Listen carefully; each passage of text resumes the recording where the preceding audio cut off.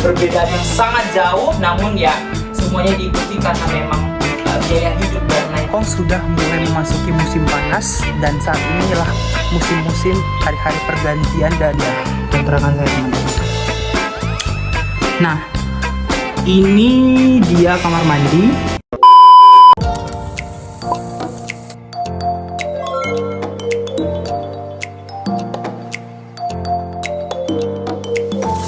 Cosan sobatku, bertemu lagi dengan Kenny di Hong Kong. Jadi pada kesempatan ini saya mau kasih tahu teman-teman berapa harga kontrakan di Hong Kong per bulannya. Jadi ini merupakan video pertama saya memberitahu teman-teman berapa harga kontrakan saya di Hong Kong. Selama kurang lebih saya di Hong Kong 18 bulan.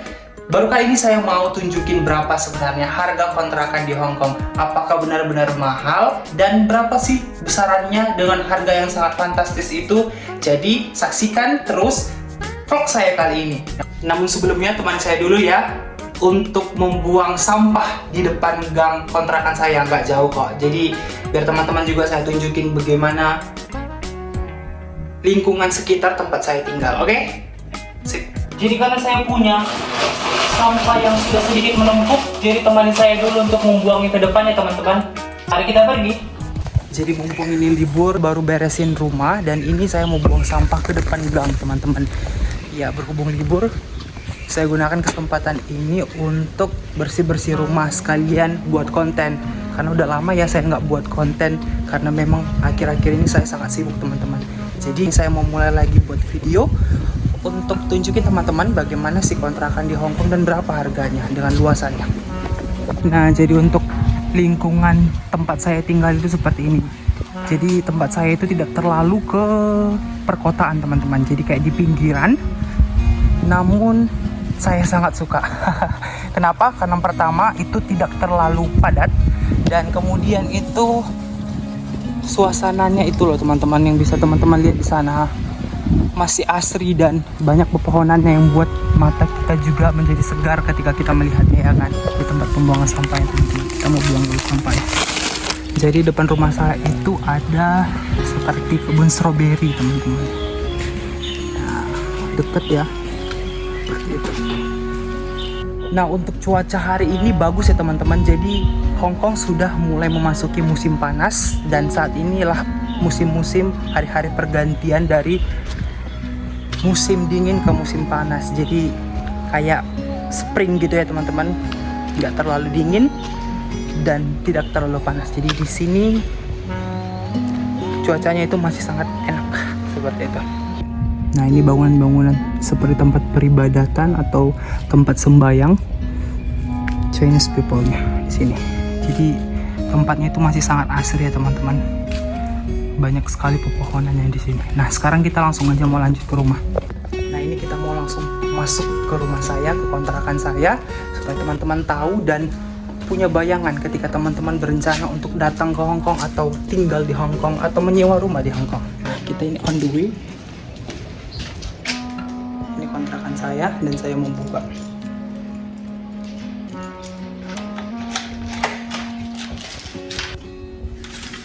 Nah, karena saya tinggalnya di lantai ground floor, di dasar. Ini mesin cuci saya, ini sepeda saya, ini mesin cuci yang udah rusak. Jadi kita mau langsung masuk ya teman-teman. Taruh sepatu di sini. Oke. Tara, ini dia kontrakan saya teman-teman. Nah, ini dia kamar mandi.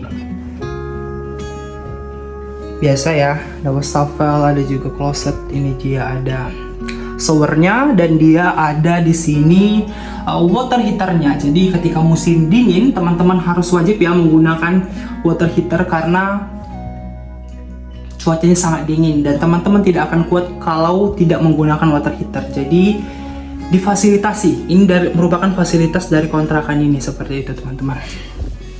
Ya, ini dia kamar mandi saya. Tidak terlalu besar, namun saya rasa ini sudah sangat cukup untuk saya sendiri. Nih, begini bentukannya. Ya. Nah, ini tadi kamar mandinya dan kemudian keluar dari kamar mandi langsung ada kitchen atau dapur kecil mininya ya teman-teman. Nah di sini dia lebih dari cukup karena saya cuma sendiri, jadi saya rasa yang cukup. Ada wastafel, di sini ada kompor listrik, ada oven. Ini oven saya punya sendiri. Fasilitas dari apartemennya itu ada kompornya ya. Jadi ini juga ada kitchen setnya seperti itu. Ini lemari tempat saya menyimpan piring-piring saya, dan kemudian ini lemari tempat saya menyimpan perbumbuan seperti ini. Nah, untuk bagian bawahnya itu, ini dia ada lemari juga tempat saya menyimpan beras atau barang-barang yang saya gunakan seperti itu untuk memasak. Dan kemudian saya ada juga mesin cuci. Ini mesin cuci saya cari sendiri gitu ya, jadi tidak disediakan dari kontrakan ini gitu. Tapi dia udah berikan space untuk kita menaruh mesin cuci kita di dalamnya. Jadi dalamnya itu juga udah ada stop kontak dan juga saluran air drainasenya, tempat pembuangan airnya. Jadi ya otomatis ketika kita mendapatkan mesin cuci bisa langsung kita atur di tempat ini dan semuanya sudah berjalan dengan baik gitu ya. Jadi dari kitchen, tempat saya memasak, karena biasanya saya akan memasak ya teman-teman, karena saya hobi memasak dan saya suka makan makanan Indonesia gitu ya. Jadi ya ketika saya punya waktu lebih saya akan memasak di tempat ini. Dan kemudian lanjut lagi, tara, ini seperti ruang tamunya, tempat saya makan dan lain sebagainya. Saya tunjukin, ini dia teman-teman. Jadi ini ruangan tempat saya makan, ngerjain tugas dan lain sebagainya gitu ya. Jadi ini juga fasilitasnya saya yang beli sendiri, tidak disediakan dari apartemen gitu ya. Jadi ini ada bangku 2, kemudian ini kulkas saya beli sendiri juga teman-teman, tidak disediakan gitu ya. Di dalamnya itu ada terdapat AC 1, dan kemudian nanti ada di kamar 1 lagi AC-nya. Jadi inilah ruangan saya untuk bersantai, duduk dan sebagainya teman-teman. Ini juga ada lemari. Lemari ini juga saya beli sendiri gitu ya. Ini laundryan saya dan baju 1 plastik. Jadi kalau teman-teman mau jas-jas dan lain sebagainya, boleh nanti saya bagikan. Teman-teman bilang aja mau apa gitu ya. Dari ruang tamu atau ruang santai ini ada lagi ruangan. Ini adalah kamar tidur saya teman-teman. Saya liatin. Nah ini kita menuju ruang tidur, tempat tidur saya. Nah di dalamnya itu ada fasilitas AC 1 lagi ya teman-teman. Ini saya pasang AC karena tadi saya merasa kepanasan, jadi saya hidupin AC-nya. Nah begini ya. Ini semuanya saya yang ambil, beli sendiri. Fasilitasnya hanya AC di dalam kamar ini gitu ya. Ini dia. Ini juga tempat baju saya ada di sini seperti itu. Jadi ini juga saya cari sendiri di sini. Ini ada heater. Waktu saya di musim dingin saya banyak sekali menggunakan heater ya, karena dingin sekali teman-teman kalau misalnya musim dingin di Hong Kong. Jadi lagi, dan kemudian ini ada koper, kemudian ini ada gitar juga teman-teman. Ya begini ruangannya, begini. Nanti saya kasih tahu berapa luasannya ya, tapi nyaman. Walaupun teman-teman lihat tidak terlalu besar, tapi benar-benar nyaman ya untuk saya sendiri, karena saya juga sendiri. Di bawahnya juga ada seperti laci-laci tempat saya menyimpan barang gitu ya. Di bawahnya itu ada laci, dan ini juga ada tempat saya menyimpan baju dan kemudian peralatan-peralatan saya yang lainnya gitu ya. Jadi cukup. Oke, without any further ado, langsung aja aku mau kasih tahu teman-teman berapa sih luasan dari tempat ini dan juga berapa per bulan saya membayar kontrakan ini. Jadi saya juga udah klarifikasi, tanyakan langsung ke pemilik rumah ini terkait berapa luasannya, berapa meter persegi seperti teman-teman, supaya memang clear dan memang benar-benar real gitu ya. Jadi luasan dari kontrakan saya tadi dari pintu masuk sampai ke tempat ini itu sekitaran 30,6 meter persegi gitu ya. Jadi kalau untuk 1 orang atau 2 orang, tempat ini masih sangat layak dan cukup luas gitu ya. Tidak terlalu besar, namun sangat cukup dan layak untuk ditinggali gitu ya. Dan berapa sih harga per bulan saya membayar kontrakan ini? Nah, biar teman-teman tahu, saya membayar kontrakan ini 1 bulannya, yakni jika dikurskan pada bulan ini, yakni sekitar 11 juta sekian gitu ya. Jadi 11.100.000 saya bayar per bulan untuk kontrakan ini gitu. Sangat mahal kalau untuk kita yang orang Indonesia. Namun teman-teman harus tahu, kontrakan ini itu saya pikir menengah ke bawah, masih seperti tidak terlalu mahal gitu ya untuk orang-orang lokal Hongkongnya. Jadi biarpun saya membayar belasan juta, namun itu masih tidak terlalu tinggi. Kenapa harganya tidak terlalu tinggi untuk di daerah Hongkong seperti itu? Yang pertama karena saya tinggalnya itu tidak di kota, jadi saya sedikit ke daerah pinggirannya. Itu mengapa harga kontrakan di sekitaran daerah saya itu tidak terlalu mahal, walaupun sudah 11-an juta gitu ya teman-teman. Karena kalau kita tinggal di kota itu mungkin sampai 20 jutaan seperti itu. Itu normal di Hongkong, karena teman-teman tahu properti di Hongkong itu sangat mahal, dan teman-teman tahu biaya hidup di Hongkong itu merupakan biaya hidup mungkin termahal ya, salah satu termahal di dunia. Bisa teman-teman juga cari di Google seperti itu. Jadi jangan heran kalau uang kontrakan dan lain sebagainya itu cukup mahal, karena memang biaya hidup dan segala macamnya juga mahal di Hongkong gitu ya. Jadi semuanya itu mengikuti. Bahkan teman-teman tahu kenapa ketika awal-awal saya mengetahui berapa sih harga kontrakan di Hongkong gitu ya, dan ketika saya mencari, saya dibantu oleh teman saya. Jadi kami mencari agennya itu yang biasanya menawar-nawarkan rumah gitu ya. Jadi kayak pemilik rumah ini promosikan rumahnya ke sebuah agen untuk mereka bisa promosikan gitu ya. Jadi mereka lah yang membantu memasarkan rumah-rumahnya ke para customernya. Jadi kami dapat, ketika kami melihat gambarnya, saya suka karena ini merupakan bangunan baru ya teman-teman. Karena bangunan baru, kemudian masih sangat bagus, jadi saya tertarik dan langsung saya survei bersama dengan teman saya waktu itu. Dan ketika saya melihat harganya 11.100.000 per bulannya, saya mikir wow, itu merupakan harga yang sangat mahal ya, apalagi kalau kita orang-orang Indonesia dulu. Bahkan teman-teman tahu, harga 1 bulan kontrakan saya di Hongkong itu sama dengan harga 2 tahun saya membayar kontrakan di Indonesia. Karena dulu saya sempat kuliah, tepatnya di Yogyakarta, saya hanya membayar, teman-teman tahu, 11 juta itu untuk 2 tahun. Tapi di Hongkong saya bayar 11 juta sekian-sekian dalam 1 bulan gitu ya. Perbedaan yang sangat jauh, namun ya semuanya diikuti karena memang biaya hidup dan lain semacamnya juga yang sudah berbeda gitu ya teman-teman. Jadi kalau teman-teman tanya, nggak sayang tinggal segitu, sebenarnya saya sendiri sayang, cuman kalau saya nggak milih tempat ini, saya mau tinggal di mana gitu ya. Tapi ya semuanya masih inilah ya, fasilitas-fasilitasnya juga sudah upgrade gitu ya. Seperti ada AC 2, kemudian tadi teman-teman lihat ada water heaternya, shower heater untuk kita pakai di musim dingin. Kemudian tadi ada kompor, dan kitchen setnya juga tadi ada ya, seperti lemari untuk menyimpan barang dan lain sebagainya. Jadi saya rasa itu cukup gitu ya.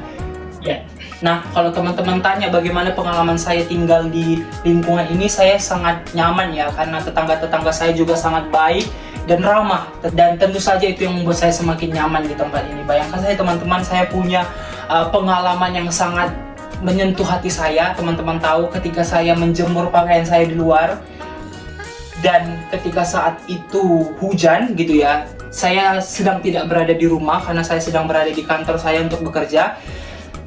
Sepanjang hari saya bekerja, ketika saya tahu bakalan hujan deras, saya mikir, aduh basah deh ini jemuran saya, baju-baju saya gitu ya. Karena sebenarnya saya tidak menjemur di balkon, karena saya tinggal di lantai dasar, dan teman-teman tadi sudah lihat bahwasanya kita tidak bisa menjemur di depan ya, karena itu langsung jalan, jadi kita nggak bisa. Jadi saya jemur ke area lain, nanti saya tunjukin tempatnya.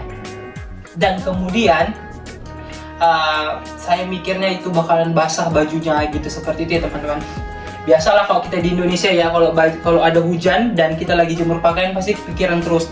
Nah, tiba-tiba saya punya tetangga, dan bahkan tetangga saya yang tidak saya kenal, atau nggak tahu sih, itu mungkin suruhan Tuhan atau Tuhan yang menggerakkan hatinya. Teman-teman tahu, dia angkat baju aku dan kemudian dia cantolkan di depan pintunya. Dan pada saat saya tahu dan saya melihat baju-baju saya tidak ada, sepulangnya saya dari kantor, saya langsung cari di mana.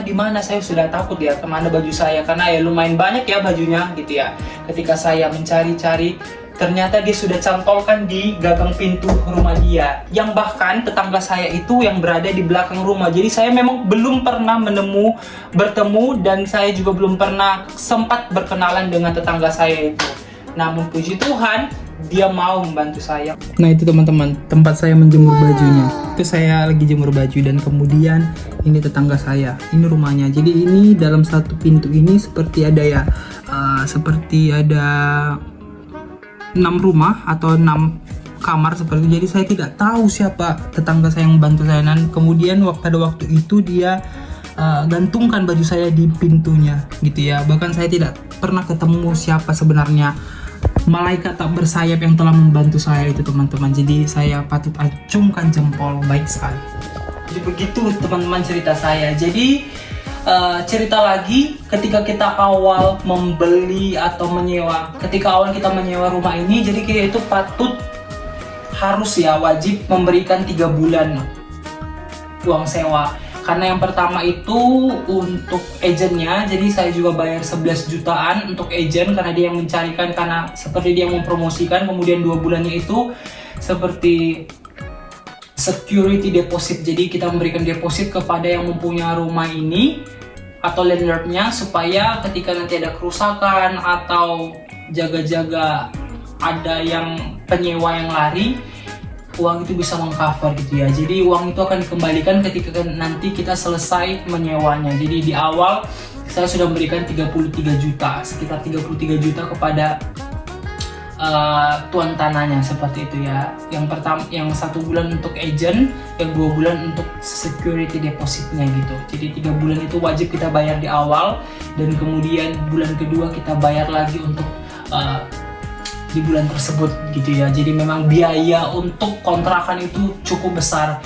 Syarat-syaratnya cukup kita memberikan dokumen-dokumen perjalanan kita, ID Hongkong teman-teman, kemudian paspor kita, dan kemudian penanggung jawabnya gitu ya. Jadi harus ada penanggung jawab atau orang-orang yang mungkin teman kita, supervisor kita gitu, agar kita juga dipercayai, karena kita kan bukan orang asli Hongkong gitu ya. Jadi harus ada yang penanggung jawabnya. Itu sih, kami langsung datang ke agent dan mereka langsung proses semuanya. Kurang lebih 2 hari diberikan kunci ketika saya telah membayar uang 3 bulan tadi itu. Gitu aja sih teman-teman. Jadi gampang kalau kita mengontrak di Hong Kong, tidak terlalu ribet. Yang penting kita harus siapkan dananya seperti itu teman-teman. Jadi untuk saya tinggal di sini, saya rasa lebih dari cukup karena saya cuma sendiri. Dan saya senang ya tinggal di daerah ini karena tempatnya itu enak gitu ya. Jadi teman-teman, cukup sekian dulu vlog saya kali ini. Semoga teman-teman yang mau tinggal di Hong Kong atau yang mau juga ngontrak di Hong Kong mendapatkan informasi ya dari vlog saya kali ini. Semoga juga vlog ini menjawab dari berbagai pertanyaan atau permintaan teman-teman yang mau yang meminta saya untuk nge-spill kontrakan dan harganya berapa. Begitu teman-teman. Sampai jumpa di lain waktu teman-teman. Terima kasih sudah setia untuk menonton vlog saya kali ini. Jangan lupa subscribe, like, dan komen supaya saya semakin semangat, dan sampai jumpa di vlog-vlog selanjutnya. Bye-bye teman-teman.